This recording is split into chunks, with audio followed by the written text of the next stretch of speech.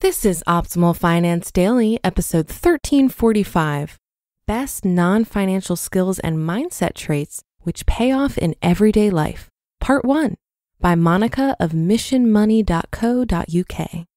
And I'm your host and personal finance enthusiast, Diana Merriam. This is the show where I narrate posts from a wide variety of personal finance blogs. We cover so much on this show, from saving to investing to debt reduction and so much more. So thank you for joining me today and every day. And before we get to it, have you subscribed to our other podcasts? We cover personal development, minimalism, health, relationships, entrepreneurship, and life advice on the other shows. Just search for Optimal Living Daily wherever you get your podcasts to find them. But for now, let's get right to it and continue optimizing your life. Best non-financial skills and mindset traits which pay off in everyday life, Part 1, by Monika of MissionMoney.co.uk. I'll be honest with you, my childhood was a good one, but also a pretty rough one. This probably goes for most kids growing up on a working farm. Your parents are always busy, there is seemingly never enough cash, and if you don't do your chores, somebody might actually die. So like it or not, you learn a lot and you learn quickly. In today's article, I'll tell you about some of the more useful skills which have nothing to do with financial literacy, but which save me a bunch of cash in everyday life. Cooking without a recipe. The fun thing about living on a farm is that there's always some food around. But it also means that while there's always food around, you're likely to be missing ingredients that are not grown on the farm, and you might not have the cash to run to the store and buy them. In my case, I've been in the kitchen since I can remember, and I took on everyday cooking for the family as a tween. One of the things I learned pretty early on is that you can make 5 to 6 different meals with the same ingredients.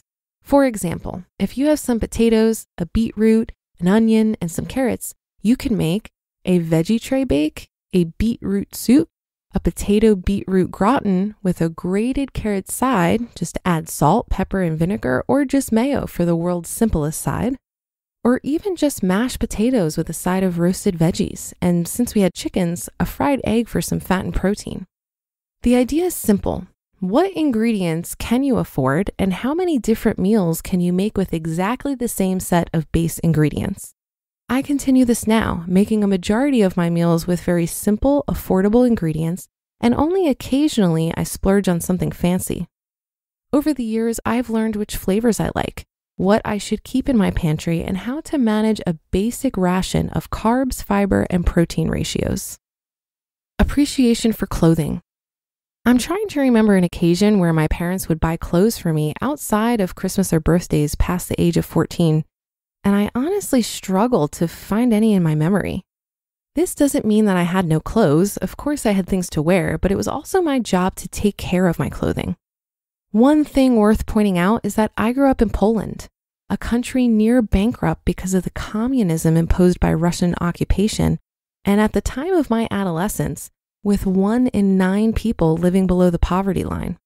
So really, even if you could afford clothes, you'd want to make them last.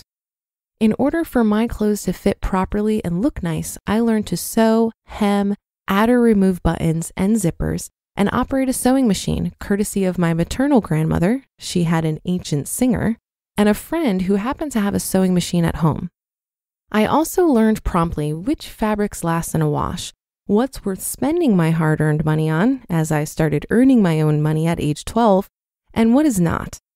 This knowledge and skill set came in particularly handy when I was at university, barely making enough money to pay for food, and clothes just weren't in the budget. If something tore, it would need fixing and not replacing. Now I use these skills to save a few pounds on hemming trousers and skirts, fixing small tears, why does coat lining always tear so easily, and plainly avoiding bad purchases. Respect for everyday objects.